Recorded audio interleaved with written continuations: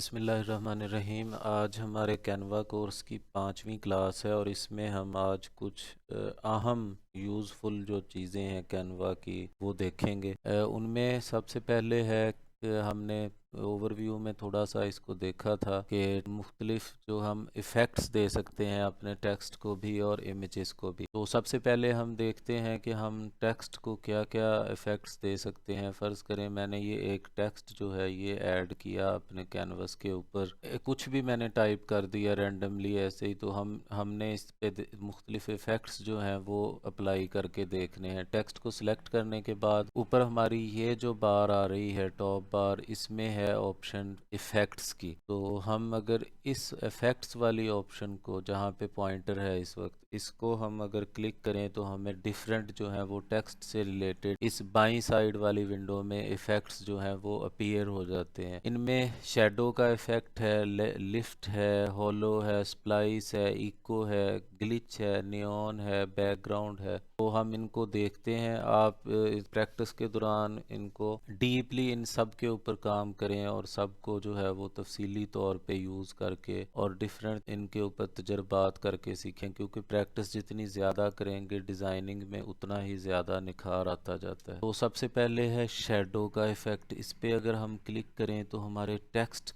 के ऊपर जो है वो शेडो का इफ़ेक्ट अप्लाई हो जाता है। ये इस वक्त मैं थोड़ा सा बड़ा करके कैनवस आपको दिखाता हूँ। ये देखें कि हमने हेलो वर्ल्ड लिखा था, जैसे ही शेडो पे क्लिक किया उसके नीचे शेडो का इफ़ेक्ट अप्लाई हो गया, यानी कि शेडो आ गया। तो इसके ये अप्लाई करने के बाद यही इफ़ेक्ट्स वाली लेफ़्ट विंडो के अंदर हमें डिफरेंट इसके कंट्रोल्स मिलते हैं कि शेडो की मुख्तलिफ प्रॉपर्टीज़ को हम कंट्रोल कर सकते हैं। जैसे ये ऑफसेट है, तो इसको हम अगर जैसे जैसे स्लाइडर को मूव करेंगे वैसे वैसे हमारे शेडो का जो इफ़ेक्ट है वो तब्दील होता जाएगा। कि ऑफसेट हम जैसे जैसे कर रहे हैं तो उसका फासला जो है हमारे टेक्स्ट से शेडो का फासला बढ़ता जाएगा। जैसे जैसे स्लाइडर को हम लेफ़्ट साइड पे लेके आ रहे हैं, हमारे शेडो का जो फासला है हमारे टेक्स्ट से वो कम होता जाएगा। तो जहां आपको मुनासिब लगे वहीं पे हमने स्लाइडर को स्टिल कर देना है और हमारा शेडो उतने डिस्टेंस पे, हमारे टेक्स्ट से उतने डिस्टेंस पे अप्लाई हो जाएगा। उसके बाद दूसरी ऑप्शन नीचे दूसरा स्लाइडर है डायरेक्शन का, कि हम अपने शेडो की डायरेक्शन क्या रखना चाहते हैं। हमारे टेक्स्ट से अपवर्ड हो हम इसका शेडो, डाउनवर्ड हो, राइट साइड पे हो या लेफ़्ट साइड पे हो। तो ये तमाम डायरेक्शंस हम ये डायरेक्शन वाले स्लाइडर से कंट्रोल कर सकते हैं। तीसरा स्लाइडर है ब्लर का, कि हम अपने शेडो में ब्लरनेस लाना चाह रहे हैं, उसको थोड़ा सा धुंधला सा करना चाह रहे हैं, तो फिर हम ये ब्लर वाला स्लाइडर यूज़ करेंगे। जैसे जैसे मैं इसको आगे बढ़ा रहा हूँ तो हमारा जो शेडो है वो ब्लर होता जा रहा है। ब्लर के बाद हमारे पास नेक्स्ट जो चौथा स्लाइडर है वो है ट्रांसपेरेंसी का, कि अगर हम अपने शेडो को कितना ट्रांसपेरेंट रखना चाह रहे हैं, जितनी हम इसकी वैल्यू बढ़ाते जाएंगे, जैसे 100 पर 100 कर दी, तो इसका जो ट्रांसपेरेंसी है ये ट्रांसपेरेंट बिल्कुल नहीं रहा, ये बिल्कुल सॉलिड है। जैसे जैसे आप इसकी वैल्यू कम करते जाएंगे इसके अंदर ट्रांसपेरेंसी इसकी बढ़ती जाएगी, ये ज़्यादा से ज़्यादा ट्रांसपेरेंट होता जाएगा। उसके बाद नेक्स्ट ऑप्शन, ट्रांसपेरेंसी के बाद नेक्स्ट ऑप्शन है हमारे पास कलर की, कि आप कलर कौन सा अपने शेडो पे अप्लाई करना चाह रहे हैं। इस ऑप्शन पे आप क्लिक करके हमारे सामने ये मुख्तलिफ कलर्स जो हैं वो अपीयर हो जाते हैं। तो यहाँ से आप जो कलर्स भी लेना चाहें अपने शेडो के लिए, जो सूटेबल समझें उस पर क्लिक करें, वो आपके शेडो पे वही कलर जो है वो अप्लाई हो जाएगा। तो ये हमारा पहला इफ़ेक्ट था शेडो का। उसके बाद आप शेडो के अलावा डिफरेंट जो हैं, जैसे ये हॉलो का इफ़ेक्ट है, इसे अप्लाई कर सकते हैं कि हम सिर्फ टेक्स्ट का जस्ट आउटलाइन लेना चाहते हैं। तो उसके लिए हम ये हॉलो इफ़ेक्ट जो है ये लेंगे। इसमें टेक्स्ट का जो फिल है वो ख़त्म हो जाएगा और सिर्फ उसका आउटलाइन ही आएगा।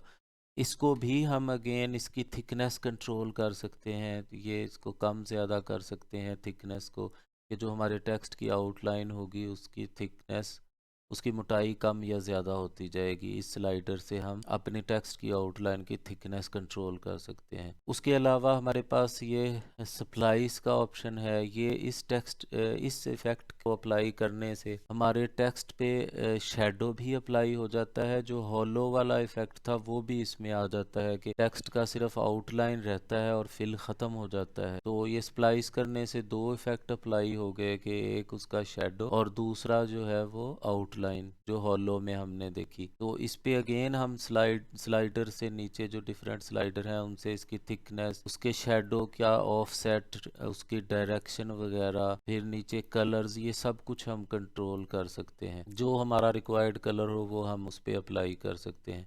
इसी तरह एक इको का इफेक्ट है कि इस पे अगर क्लिक करें तो ये हमें हमारे पास इको यानी डिफरेंट शेड्स जो हैं वो अप्लाई हो गए। जैसे ऑडियो में इको का इफेक्ट होता है कि एक ही आवाज़ हमें 2-3 दफ़ा जो है वो रिपीटेडली सुनाई देती है। तो ये भी बिल्कुल उसी तरह का ये इफेक्ट है इको का कि हमें शेडो के अंदर डिफरेंट जो हैं वो शेड्स और रेपिटिशन नज़र आ रही है। तो इसका भी अगेन आप इसका ऑफसेट वगैरह, इसकी डायरेक्शन, कलर वगैरह सारा कुछ नीचे दिए गए स्लाइडर से कंट्रोल कर सकते हैं। जो आपको सूटेबल ऑप्शंस लगे वो आप इस पे अप्लाई कर सकते हैं। इसके अलावा लिफ्ट का है इफेक्ट, ये सारे आपने खुद इनको अप्लाई करके देखना है। ग्लिच है, नियॉन है, कि इन सबको अप्लाई करके देखें कि ये क्या क्या इफेक्ट देते हैं टेक्स्ट को। ग्लिच ज़रा ड्रामेटिक इफेक्ट अप्लाई कर देता है टेक्स्ट पे। इसमें आप भी डायरेक्शंस वगैरह स्लाइडर से कलर सब कुछ कंट्रोल कर सकते हैं। उसके बाद हमारे पास एक अहम ऑप्शन है टेक्स्ट इफेक्ट्स के अंदर बैकग्राउंड की, कि इस अगर हमने अपने टेक्स्ट के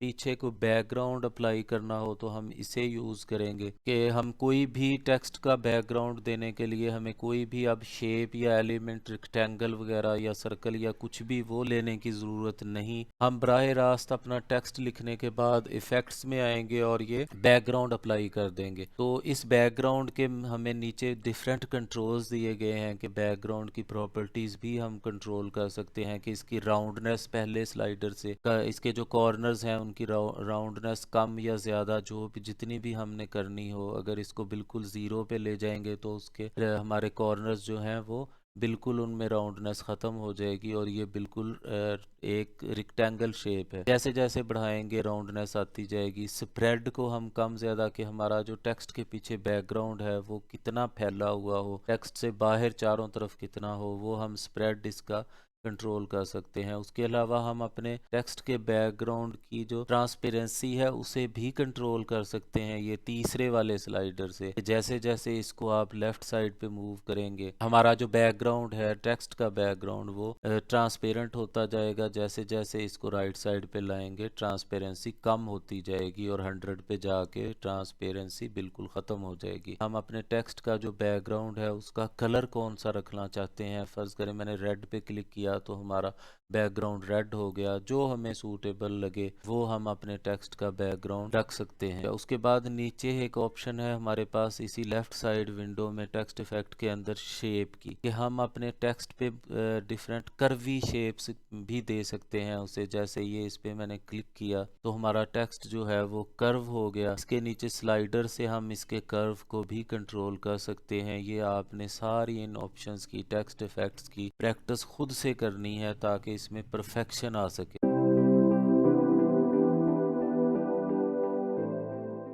टेक्स्ट की तरह हम अपने मुख्तलिफ जो शेप्स हैं या इमेजेस हैं उन पे भी शेडो और डिफरेंट जो इफ़ेक्ट्स हैं वो अप्लाई कर सकते हैं।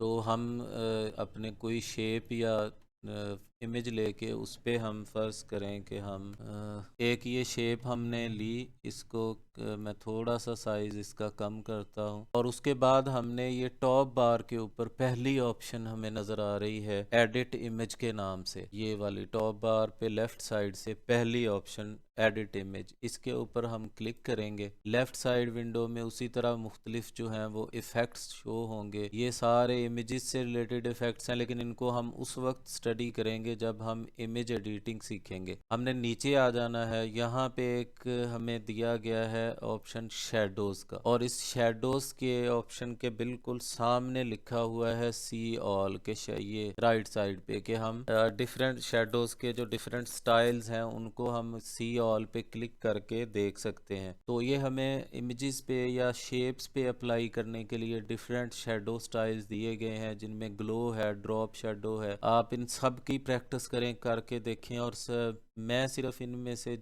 ये जो 6 डिफरेंट शेडो इफेक्ट हैं इमेजेस पे अप्लाई करने के लिए, इनमें से जो आखिरी ऑप्शन है बैकड्रॉप, सिर्फ हम इसको देखेंगे। बाकी जो 5 हैं इनको आपने खुद अप्लाई डिफरेंट शेप्स और डिफरेंट इमेजेस के पे अप्लाई करके खुद से प्रैक्टिस करनी है। बैकड्रॉप के ऊपर हम क्लिक करें तो ये एक बड़ा खूबसूरत सा जो बैकड्रॉप हमारे इमेज के ऊपर अप्लाई हो जाता है। इसका थोड़ा सा जूम ज़्यादा करके हम देखते हैं, बड़ा करके, ये अब आपको वाजे ये बैकड्रॉप, ये एक बड़ा हमारे इमेज को या हमारे शेप को ये जो बैकड्रॉप है एक दे देता है लुक, इसकी 2D टाइप की लुक दे देता है जो देखने में बड़ी अच्छी लगती है। तो इसी बैकड्रॉप की मज़ीद हम इसकी प्रॉपर्टीज़ कंट्रोल करने के लिए ये बैकड्रॉप के आइकन के अंदर हमें सेटिंग्स का एक आइकन नज़र आ रहा है, ये जहाँ पे इस वक्त माउस का पॉइंटर है, ये सेटिंग्स का, कि इसको हम क्लिक करके अपने बैकड्रॉप की मुख्तलिफ प्रॉपर्टीज़ या मुख्तलिफ वैल्यूज़ कंट्रोल कर सकते हैं। मैंने इस पे जैसे ही क्लिक किया हमारे सामने ये डिफरेंट नीचे ऑप्शंस आ गई, स्लाइडर्स आ गए। हम इसका वर्टिकल एंगल जो है वो कंट्रोल कर सकते हैं कि हम किस एंगल पे ये अपना शेडो या बैकड्रॉप रखना चाह रहे हैं। इसी तरह हॉरिजेंटल हम इसका भी एंगल चेंज कर सकते हैं। पहले राइट साइड पे था हमारा शेडो या बैकड्रॉप, ये जैसे ही मैं स्लाइडर को -45 डिग्री पे ले गया हूँ तो ये हमारे इमेज के लेफ्ट साइड पे आ गया है। इस पे जहां आप प्लेस करना चाहें, उसके बाद ट्रांसपेरेंसी इसकी कंट्रोल कर सकते हैं, ब्लरनेस इसकी कंट्रोल कर सकते हैं, और अगेन इस पे भी आप कलर्स जो हैं वो चेंज कर सकते हैं कि अपने बैकड्रॉप या शेडो को जो कलर करना चाहें। मैंने रेड पे क्लिक किया, वो अप्लाई हो गया। उसके बाद अप्लाई पे क्लिक करें तो ये हमारे शेप के ऊपर जो हमने वैल्यूज रखी थी बैकड्रॉप की वो हमारे इमेज पे अप्लाई हो गया। ये आपके सामने कैनवस पे नज़र आ रहा है।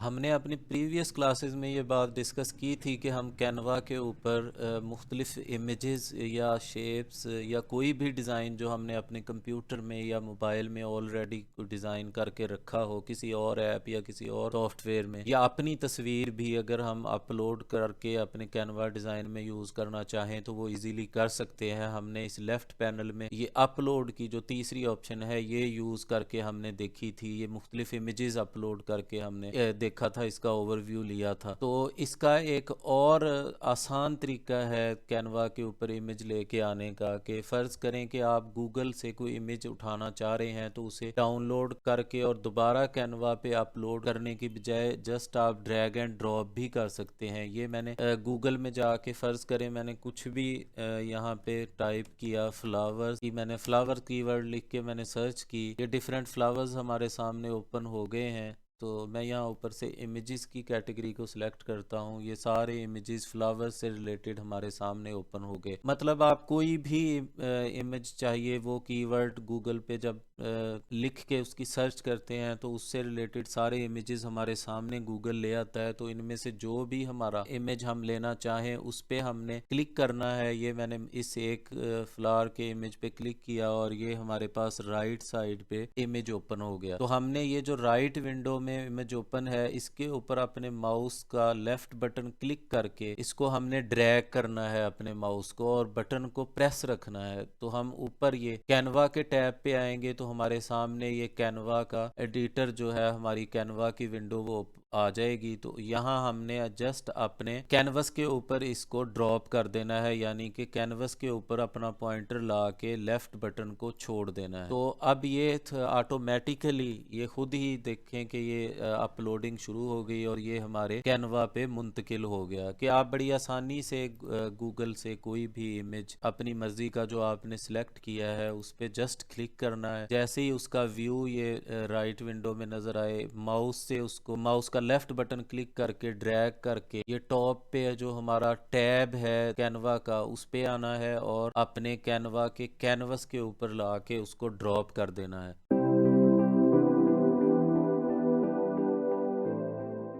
उसके बाद नेक्स्ट जो एक प्रो टिप है जो बड़ी यूज़फुल है कि बाज़ औक़ात हम अपने किसी इमेज को या शेप को कोई आउटलाइन अप्लाई करना चाहें, सॉलिड आउटलाइन, मतलब इसमें बात शेडो वगैरह की या बैकड्रॉप की बात नहीं हो रही, उसको सॉलिड अगर हम कोई देना चाहें, आउटलाइन अप्लाई करना चाहें तो वो भी हम कर सकते हैं। जैसे ये मैं लेफ़्ट पैनल में फ़ोटोज़ पे गया, लेकिन आओ ये बात जहन में रखें कि आउटलाइन जो आपने अप्लाई करनी है अपने किसी फ़ोटो के ऊपर या इमेज के ऊपर तो वो ट्रांसपेरेंट बैकग्राउंड वाला होना चाहिए, यानी पीएनजी होना चाहिए जिसका बैकग्राउंड आपने ऑलरेडी रिमूव कर रखा हो, तभी आउटलाइन जो है वो उस पर अच्छी लगेगी। फोटोज़ में जाके मैंने एक ये पीएनजी इमेज लिया अपने कैनवस के ऊपर और इसके ऊपर हम अप्लाई करेंगे आउटलाइन। ये बेसिकली एडिट इमेज में जाके जो हम शेडोज़ को हमने देखा था उसी को ही हम शेडोज़ की ही एक जो ऑप्शन ग्लो वाली है उसे हम यूज़ करके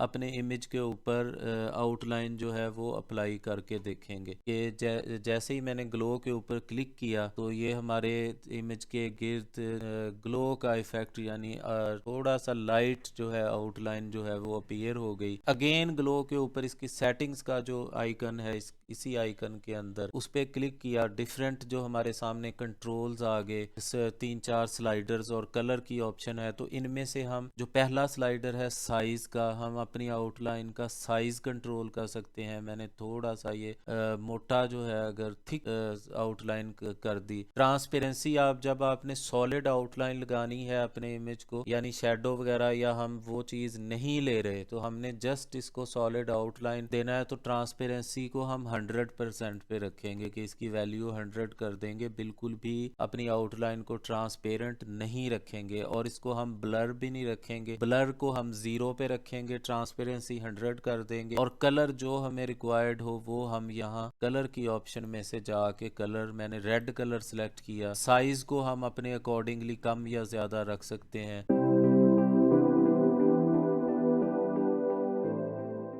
एक और यूज़फुल टिप है कि अगर हम अपने डिज़ाइन के ऊपर मुख्तलिफ लेयर्स को सिलेक्ट करना चाहते हैं, ये बेसिकली कीबोर्ड शॉर्टकट है कि जैसे हम फ़र्ज़ करें कि किसी बड़े डिज़ाइन पे कर रहे हैं, किसी कम्प्लेक्स डिज़ाइन पे काम कर रहे हैं, यहाँ से मैं एक टेम्पलेट जो है वो अप्लाई रैंडमली कोई भी जो पहले नज़र आ रहा था लिस्ट में ऊपर मैंने उसी पे क्लिक किया और ये हमारे कैनवस के ऊपर अपीयर हो गया है टेम्पलेट। इस पे डिफरेंट लेयर्स हैं, जैसे ये फ़ोटोशॉप जिन्होंने यूज़ किया है या इलस्ट्रेटर उनको अच्छी तरह पता होगा कि लेयर्स क्या होती हैं। लेयर से मुराद है कि हर एलिमेंट या हर शेप या हर टेक्स्ट एक अलग लेयर के ऊपर एक अलग एंटिटी के तौर पे हमारे कैनवस के ऊपर डिज़ाइन के ऊपर पड़ा होता है। जैसे ये इम्पोर्टेंट लफ्ज़ लिखा हुआ है, टेक्स्ट है, ये अनाउंसमेंट है, ये दोनों अलग अलग एलिमेंट्स हैं यानी ये अलग अलग लेयर्स हैं, इसको यूँ समझ लें। तो अगर हम इनको रैंडमली कीबोर्ड से ईजी तरीके से अपनी मुख्तलिफ एलिमेंट्स को, मुख्तलिफ शेप्स को या मुख्तलिफ लेयर्स को सिलेक्ट करना चाहें तो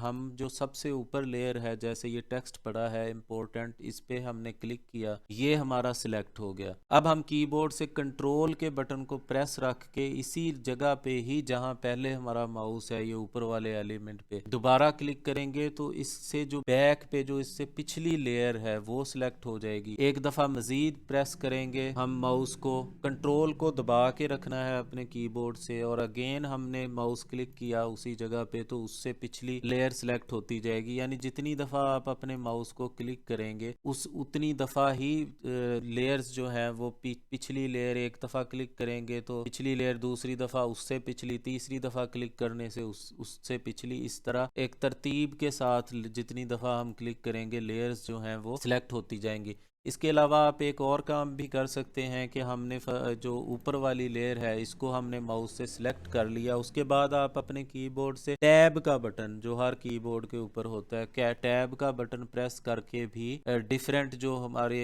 एलिमेंट्स हैं या शेप्स हैं उस डिज़ाइन के ऊपर या लेयर्स कह लें कि उसे पड़ी हैं डिज़ाइन पे, उनको आप सिलेक्ट कर सकते हैं। मैं ये जितनी दफ़ा टैब का बटन प्रेस कर रहा हूँ कीबोर्ड से तो वो अलग अलग जो हमारे पास एलिमेंट्स पड़े हैं डिज़ाइन पे उनको वो सिलेक्ट करता जा रहा है। हमने अपने कैनवा के ओवरव्यू के दौरान स्टार्टिंग में हमने ये डिस्कस किया था एलिमेंट्स को, कि जो हमारे पास लेफ्ट पैनल में टेम्पलेट्स के बाद दूसरी ऑप्शन होती है एलिमेंट। इसके अंदर हमें डिफरेंट एलिमेंट्स मिलते हैं जिनमें शेप्स हैं, इमेजेस हैं, लाइंस, एरोज, कोई भी शेप आप ड्रॉ करना चाहें। डिजाइनिंग में हम मुख्तलिफ शेप्स यूज करते हैं, मुख्तलिफ एलिमेंट्स यूज करते हैं। कहीं पे हम बैनर वगैरह ऐड करना हो एलिमेंट्स में, थोड़ा सा मजीद इसको एक्सप्लोर करके देखें ताकि अच्छे से अच्छे डिफरेंट शेप्स जो हैं वो अपने डिज़ाइंस में इस्तेमाल कर सकें। फर्ज करें कि आपको किसी डिज़ाइन में ज़रूरत पड़ती है कि आप रिबन, एक मैंने रैंडमली टाइप कर दिया सर्च बार के अंदर, एलिमेंट्स में आए और सर्च बार पे रिबन, तो ये आपको डिफरेंट रिबन्स दे देगा, रिबन्स की डिफरेंट शेप्स एलिमेंट्स आपको दे देगा। कि फ़र्ज़ करें आप कोई इनविटेशन डिज़ाइन कर रहे हैं तो उनके ऊपर ये वाला जो रिबन पे मैंने एक क्लिक किया, ये बड़ा सूटेबल है, ये एक और रिबन पे क्लिक किया। अगर किसी रिबन पे आपने टेक्स्ट ऐड करना है, कोई ऑफ़र वगैरह है, तो ये ऊपर जो हमें डिफरेंट, ये वाला इसको मैंने बड़ा कर दिया, आप इसके ऊपर कोई टेक्स्ट भी ऐड कर सकते हैं। यानी अपने डिज़ाइन में खूबसूरती लाने के लिए डिफरेंट आप शेप्स जो हैं वो यहाँ कोई भी कीवर्ड ऊपर आप सर्च करें, फ़र्ज़ करें रिबन की बजाय मैं यहाँ सर्च बार में टाइप करता हूँ बैनर, तो ये हमारे सामने डिफरेंट बैनर्स डिफरेंट शेप्स के अपीयर कर दिए हैं। ये रैंडमली आप कोई भी इनमें से जो भी आपकी रिक्वायरमेंट हो, जैसे ये एक बैनर शेप नज़र आ रही है, इसको क्लिक किया, ये हमारे कैनवस के ऊपर आ गई। इस पे आप मुख्तलिफ टेक्स्ट लिख सकते हैं, इनका कलर कंट्रोल कर सकते हैं। ऊपर ये टॉप बार के ऊपर हमारे लेफ्ट साइड पे कलर्स की, इसमें 2 कलर इस्तेमाल हुए हैं और यहाँ दोनों कलर्स आ रहे हैं। ये येलो है, इसको मैं चेंज अगर करना चाहूँ, ये येलो को मैंने रेड कर दिया। दूसरा जो वाइट वाला ऑप्शन था उसे मैं कोई और कलर, जैसे मैंने ग्रीन पे किया तो ये ग्रीन अप्लाई हो गया। तो इस तरह आप हर शेप के, हर एलिमेंट के जो हैं वो कलर्स भी चेंज कर सकते हैं। इसी तरह मैंने कोई भी, फर्ज करें मैंने लिखा हेक्सागोन, मैंने टाइप किया कि हेक्सागोन शेप चाहिए, ना रेक्टेंगल ना सर्कल, तो ये हेक्सागोन टाइप किया, तो ये हेक्सागोन से रिलेटेड डिफरेंट उस तरह की शेप्स हमारे सामने इसने ओपन कर दी हैं। ये बहुत सारी हैं जिनमें, इनमें से कोई भी आपको सूटेबल लगे, जो भी, उस पर आप क्लिक करके उसे अपने डिज़ाइन में यूज़ कर सकते हैं। इसके अलावा फ़र्ज़ करें कि मैं यहाँ पे टाइप कर देता हूँ क्लाउड शेप्स जो हैं वो ज़रूरी नहीं कि आप उस क्लाउड का इफ़ेक्ट ही किसी इमेज में देना हो तो यूज़ करें, इसको आप बतौर शेप भी यूज़ कर सकते हैं। ये मैंने क्लाउड की एक शेप जो है वो अपने कैनवस के ऊपर ले ली, ये वाली, इसको आप बतौर शेप या बतौर बैनर या बतौर रिबन भी यूज़ कर सकते हैं। कि ये जैसे मैंने इसको अपने डिज़ाइन के बॉटम में प्लेस किया और इस तरह की ये हमें एक शेप जो है वो हमें मिल गई, तो इसके ऊपर हम इसको एक डिज़ाइन एलिमेंट के तौर पे भी एक क्लाउड शेप को इस्तेमाल कर सकते हैं कि इसके ऊपर कुछ भी ना कोई टेक्स्ट लिख दें या कुछ भी। इस क्लाउड का कीवर्ड सर्च करने से हमें बेशुमार इसके ये लेफ्ट विंडो में शेप्स जो हैं वो क्लाउड टाइप की मिल जाती हैं। इनमें से जो भी हमें अच्छी लगे वो हम अपने डिज़ाइंस में यूज़ कर सकते हैं। तो इसमें आप एक्सप्लोर करके एलिमेंट्स को देखें कि जिस किस्म की भी आपको कोई शेप या एलिमेंट चाहिए वो आपने जस्ट इस ऊपर सर्च बार के अंदर अपना कीवर्ड या उस एलिमेंट का नाम या उस शेप का नाम आपने टाइप करना है और उससे रिलेटेड सैकड़ों शेप्स या एलिमेंट्स आपको कैनवा जो है वो दे देगा। उनमें से जो आपको सूटेबल लगे उसे आप अपने डिज़ाइन में यूज़ कर सकते हैं। जो हमारे बहन भाई बिगिनर्स हैं, यानी डिज़ाइनिंग के फील्ड में नए आए हैं, उनके लिए एक कारआमद टिप है। ये एक मसला होता है कि हम कलर सेलेक्ट कैसे करें, कि हम जो भी कोई बैनर या पोस्टर या पोस्ट डिज़ाइन कर रहे हैं उसके बैकग्राउंड कलर्स या टेक्स्ट कलर्स वगैरह वो कैसे चूज़ करें। तो इसमें परेशान होने की या लंबी चौड़ी जो कलर थ्योरी होती है, ये कलर थ्योरी बजाते खुद एक बहुत बड़ा सब्जेक्ट है, लेकिन उसमें उलझने देने की ज़रूरत नहीं है इनिशियल स्टेज पे। जब आप एक्सपर्ट डिज़ाइनर बन जाएं तो तब आप अपने शौक़ से अगर कलर थ्योरी के सब्जेक्ट को स्टडी करना चाहें तो वो आप पे डिपेंड है, आप कर सकते हैं। फ़िलहाल हम एक छोटी सी टिप से आपका ये मसला कलर सिलेक्शन का जो है वो हल कर देते हैं। फ़र्ज़ करें आप किसी भी प्रोडक्ट के से रिलेटेड को पोस्टर या पोस्ट जो है वो डिज़ाइन कर रहे हैं, तो आपके पास कलर्स उसी जो जिस प्रोडक्ट से रिलेटेड आप पोस्टर या डिज़ाइन बना रहे हैं उसी प्रोडक्ट में से ही आपको सारे कलर्स मिल जाएंगे। आपको अलग से कलर्स के ऊपर सर्ख पाने की ज़रूरत नहीं होती कि आप इसका बैकग्राउंड कलर क्या रखें, टेक्स्ट को क्या कलर्स। इस पे हम थोड़ा सा प्रैक्टिकल करके देखते हैं कि ये मैंने गूगल के ऊपर एक सैमसंग के सेल फोन के सैमसंग S20 की एक सर्च की इमेजेस की। तो हमारे सामने गूगल ने डिफरेंट जो है वो इमेजेस शो करवा दिए सैमसंग S20 मॉडल के। तो ये एक को मैंने क्लिक किया, ये राइट साइड पे हमारे सामने वो जो फ़ोन है उसके इमेजेस डिफरेंट ओपन हो गए। तो इस इमेज को मैंने ये जो एक इमेज सेलेक्ट किया ऐसे ही रैंडमली, इसको मैंने पकड़ के ड्रैग किया और मैंने अपने कैनवा के जो कैनवस है मेरे पास उस पे मैंने इसको ड्रॉप कर दिया। ये हमारे कैनवस के ऊपर आ गया। ये हम इसको अपने कैनवस पे ये एक साइड पे, या जब डिज़ाइन बनाएं आप किसी भी प्रोडक्ट से, मैं सिर्फ आपको कलर लेने का जो है वो एक आइडिया दे रहा हूँ कि आपने अपने डिज़ाइन के लिए कलर कैसे सिलेक्ट करने हैं। ये हम सबसे पहले आपने जिस प्रोडक्ट का या जिस चीज़ का भी पोस्टर बना रहे हैं उस प्रोडक्ट के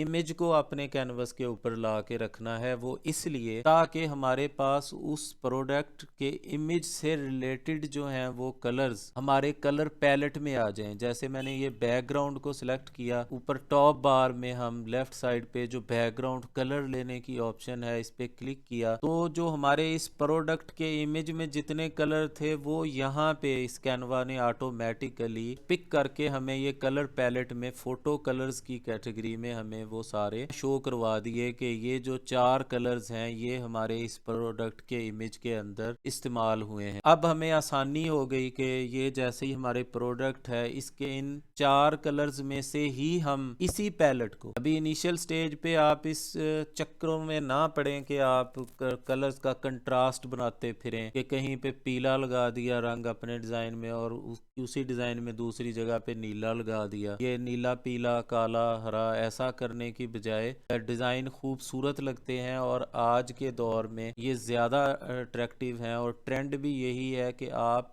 सिंपल रखें अपने डिज़ाइन को, उसमें ज़्यादा बेल बूटे और ये ज़्यादा रंगों का इस्तेमाल ना करें, बिल्कुल सिंपल डिज़ाइन करें और एक ही कलर पैलेट के अंदर रह के काम करें। कि जैसे हमने इस अपने फ़ोन का कोई पोस्टर बनाना है तो ये हमें इसी इमेज में से कैनवा ने ये 4 डिफरेंट कलर शेड्स दे दिए हैं। इसमें लाइट कलर भी हैं 2 और ये 2 डार्क शेड्स भी हैं। तो हम इसी एक पैलेट को यानी इन्हीं 4 कलर्स को जो इस इमेज के अंदर मौजूद हैं इन्हीं को यूज़ करके ये पूरा पोस्टर जो है वो डिज़ाइन कर सकते हैं। फ़र्ज़ करें कि बैकग्राउंड कलर में मैं ये लाइट शेड ले लेता हूँ, ये बिल्कुल हमें सूट करेगा क्योंकि हमारी सूट इसलिए करेगा, अच्छा इसलिए लगेगा क्योंकि ये हमारी प्रोडक्ट के इमेज के अंदर इस्तेमाल ऑलरेडी हो चुका है। तो हम कलर जो अगर हम इन्हीं 4 कलर्स में से अपने बैकग्राउंड के लिए कोई डार्क कलर लेते हैं तो इसके ऊपर हम हमारे पास टेक्स्ट लिखने के लिए या मुख्तलिफ एलिमेंट्स देने के लिए मज़ीद 3 कलर पड़े हैं। कि अगर हमने डार्क बैकग्राउंड ले लिया तो हम टेक्स्ट में ये लाइट वाले शेड यूज़ कर सकते हैं, शेप्स में ये थोड़ा सा डार्क भी उसमें यूज़ कर सकते हैं क्योंकि हमने बहुत ज़्यादा डार्क बैकग्राउंड ले लिया है। अगर हम बैकग्राउंड लाइट कलर का रखते हैं तो फिर हम ऊपर अपने टेक्स्ट में या मुख्तलिफ शेप्स जो इसके ऊपर हम या कोई रिबन वगैरह लेंगे या कोई बैनर यूज़ करेंगे तो उन शेप्स या एलिमेंट्स के ऊपर हम ये बाकी के 3 जो हैं वो डार्क कलर या दूसरे शेड्स भी यूज़ कर सकते हैं। बात करने का मकसद ये है कि इन्हीं 4 कलर्स में से कोई एक कलर आप बैकग्राउंड के तौर पे ले लें। बैकग्राउंड में मैंने इन 4 में से लाइट शेड लेना है। आप अपने टेक्स्ट में और डिफरेंट शेप्स जो इस डिज़ाइन में आप बाद में यूज़ करने वाले हैं उन पे आप ये जो बाकी 3 हैं या ये जो डार्क कलर हैं वो यूज़ कर लें। अगर आप अपने बैकग्राउंड में ही डार्क शेड ले लेते हैं जैसे मैंने ये ले लिया, तो फिर आप ऊपर अपने टेक्स्ट में लाइट शेड जो है वो यूज़ कर लें। 3 कलर्स की मज़ीद हमारे पास ऑप्शन है, हम इसको बआसानी यूज़ कर सकते हैं। या लाइट शेड बैकग्राउंड पे आ गया हमारा। अब इसके ऊपर हमने कोई भी टेक्स्ट लिखना है, मैंने एक ये हेडिंग का टेक्स्ट जो है वो ले लिया, इस पे मैंने टाइप कर दिया सैमसंग, मैं इसे कैपिटल लेटर्स में लिख रहा हूँ सैमसंग, ये हमारी हेडिंग आ गई सैमसंग। इसको हमने फर्ज करें हेडिंग को यहाँ ऊपर प्लेस किया या सेंटर में, जहाँ भी आप करें। तो अब अगेन हमने जब इस सैमसंग पे के ऊपर इस हेडिंग पे जो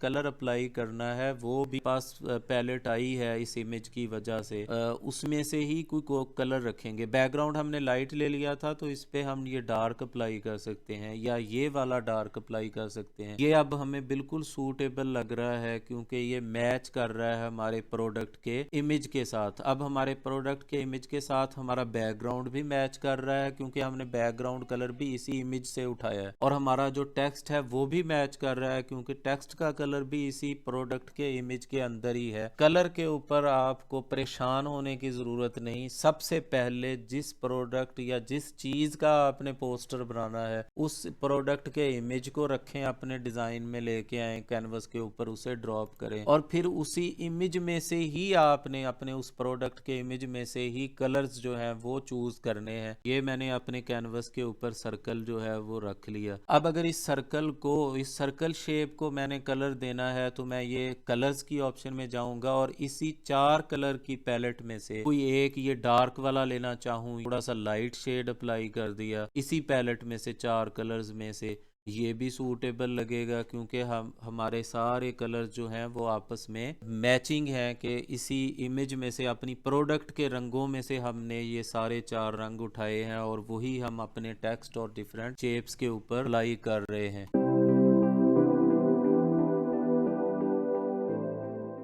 ये तो हमने डिटेल में देख लिया था कि हम अपने कैनवा के डिज़ाइन में डिफरेंट किस्म के इमेजेस, फ़ोटोज़, शेप्स जो हैं वो इजीली यूज़ कर सकते हैं।